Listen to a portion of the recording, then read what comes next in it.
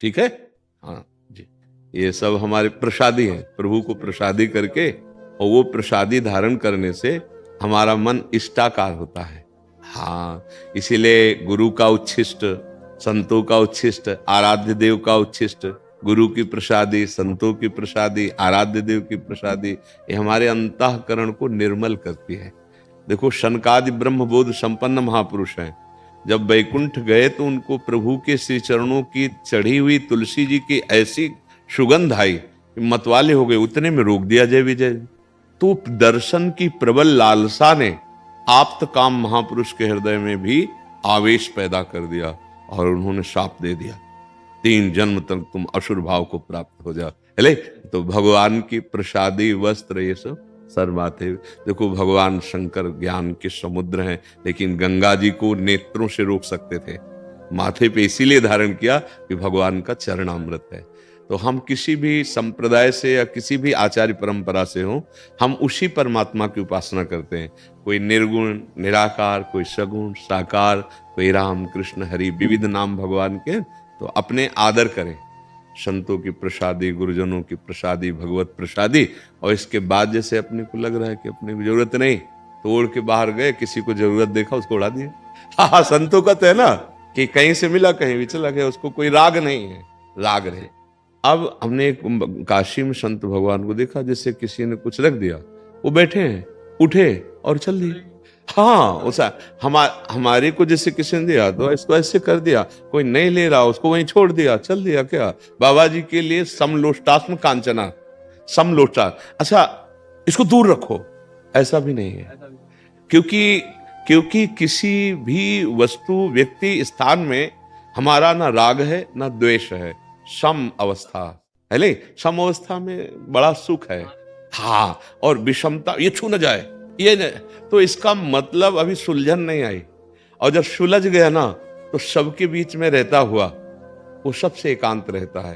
हाँ, चित्त मनंत से, एकस चरण रास चित्त मनंत से, हमारा चित्त अकेला हो अंदर, असंग, ना स्थूल शरीर का, ना सूक्ष्म शरीर का, ना कारण शरीर का, असंग स्वरूप, तब वो रंग आता है। अच्छा, बाहर से जैसे स्वर्ण की कुर्सी में बैठा है या भस्म के ऊपर बैठा है, उसे कोई फर्क नहीं पड़ता। अगर फर्क पड़ता है तो अभी ठीक नहीं है। साधु वही, हाँ साधु वही। अवधूत दत्तात्रेय जी कहते, कभी महलों में हमें और कभी संतों के लिए कहा गया, कभी घी खाना, कभी मुट्ठी भर चला, कभी वो भी न बना। मतलब वो विषमता में नहीं रहते, वो क्षमता में स्थित रहते हैं। बस यही है कि समता व्याप्त हो जाए किसी तरीके से, आनंद की प्राप्ति का। वैसे आनंद तो अपना स्वरूप है और क्षमता भी अपना स्वरूप है। बस क्या हुआ कि हम शरीर में राग करने के कारण हमारी ये विषमता की वृत्ति जागृत हुई है, और शरीर का भाव होने के कारण हम स्वरूप से विमुख हो गए, अपने ही स्वरूप से। ये जो है ना, यही तो आज का प्रश्न मैंने लिखा भी था कि प्रभु से, कि भगवान गीता में यही कहते हैं कि ब्रह्मभूत प्रसन्नात्मा न सोचती न कांक्षति, समय सर्वेषु भूतेषु मद भक्ति लभते पराम। हाँ। तो ब्रह्म अनुभूति उन्होंने सबसे पहला शब्द लिखा कि ब्रह्म अनुभूति हो, तो ब्रह्म अनुभूति हो, उसके बाद मेरी पराभक्ति की प्राप्ति हुई। नहीं, पराभक्ति का फल है ब्रह्मानुभूति। हाँ, आप इस श्लोक को अगर अर्थ निकालना शुरू करें तो कभी कभी ऐसा होता है नीचे से अर्थ लिया जाता है। हाँ, तो इसमें पराभक्ति का फल है क्या कि बोले उसकी स्थिति होती है न सोचती न कांक्षती। बोले ऐसी स्थिति कैसे आई? बोले ब्रह्मभूत हो गया है, अपने स्वरूप को वो प्राप्त हो चुका है, अपने आप से अपना बोध हो गया है। बात समझना, ब्रह्मभूता प्रसन्नात्मा, ये हमारा स्वरूप है। न सोचती न कांक्षती, ये अंतःकरण की समता है, ये अंतःकरण की समता है। न सोचती न कांक्षती, ये अंतःकरण धर्म की बात है। जब अंतःकरण में उपासक समता को प्राप्त हो जाता है तो उसका स्वरूप बोध अपने आप हो जाता है, और यही पराभक्ति का लाभ है, ब्रह्मभूत होना। ये नहीं कि ब्रह्मभूत होने के बाद पराभक्ति प्राप्त होती है। पराभक्ति और ब्रह्मभूत ये एक स्थिति का लाभ है। पराभक्ति का फल स्वरूप जो जागृत हुआ वो आत्म स्वरूप में स्थित होना।